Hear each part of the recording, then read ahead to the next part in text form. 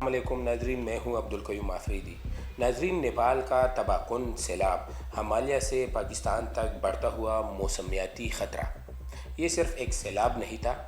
ہمالیہ کے پہاڑوں سے اترنے والے پانی کے ایک اچانک اور انتہائی طاقتور ریلے نے نیپال اور چین کے جو سرحدی علاقے ہیں اس میں تباہی مچا دی ہے۔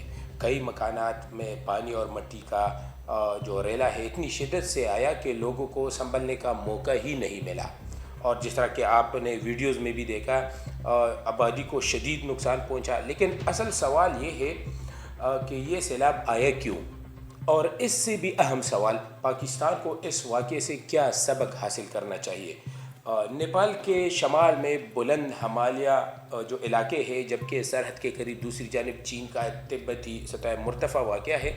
اسی خطے میں بڑے گلیشیئرز جو برفانی جھیلیں ہیں اور انتہائی دشوار گزار پہاڑی وادیاں موجود ہے۔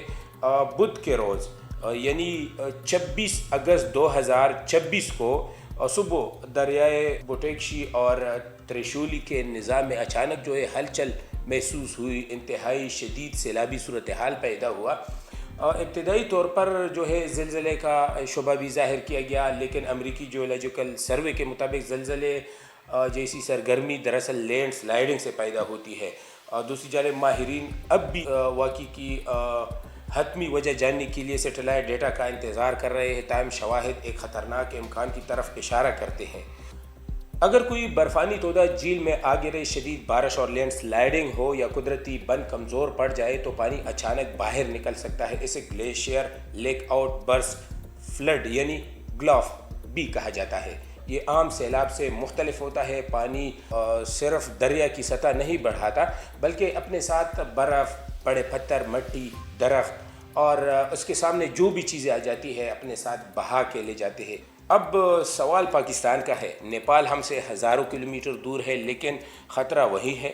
پاکستان بھی دنیا کے بلند ترین پہاڑی اور گلیشیئر والے علاقوں میں شامل ہے۔ گلگت بلتستان، چترال، سواتدیر، کوہستان اور دیگر جو شمالی علاقہ جات ہیں، درجنوں گلیشیئرز اور برفانی جھیلیں جو ہے وہ موجود ہے، اور یہی وجہ ہے کہ نیپال کا یہ واقعہ پاکستان کے لیے ایک اہم وارننگ ہے۔ پاکستان کے صوبہ خیبر پختونخوا کے بالائی اضلاع میں جو PDMA ہے، پروونشل ڈیزاسٹر مینجمنٹ اتھارٹی، وہ وقتاً فوقتاً گلاف کے ممکنہ خطرے کے پیش نظر جو ہے وہ الرٹ بھی جاری کرتے ہیں، جس طرح کہ اگست کے مہینے میں بھی، اور انہوں نے کئی مرتبہ جو ہے وہ اس طرح کے گلاف پڑنے کے جو سائن ہے خطرے کی، اس کی جو ہے نشاندہی کی ہے اور الرٹ جاری کیا ہے۔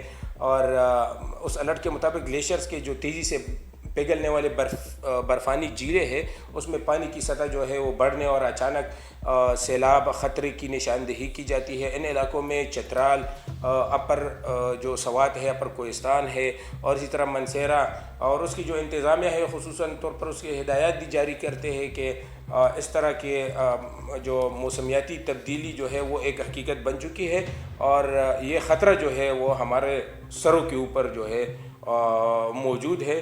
نیپال کا یہ سانحہ ہمیں ایک حقیقت یاد دلاتا ہے: موسمیاتی تبدیلی صرف درجہ حرارت بڑھنے کا نام نہیں، یہ گلیشیئرز کے پگھلنے، برفانی جھیلوں کے بدلتے رویے، شدید بارشوں اور اچانک آنے۔ ہمالیہ میں آج کچھ جو ہو رہا ہے وہ خدا نخواستہ پاکستان کے جو شمالی علاقہ جات اور جو بالائی علاقے ہیں یہاں بھی آ سکتا ہے۔ اس لیے پہلے سے جو ہے ہمیں تیار رہنا چاہیے، تاکہ کم سے کم جو ہے اگر ہو بھی سکے خدا نخواستہ کوئی بارش یا سیلاب آ جائے تو جو نقصانات ہے وہ ہو سکے۔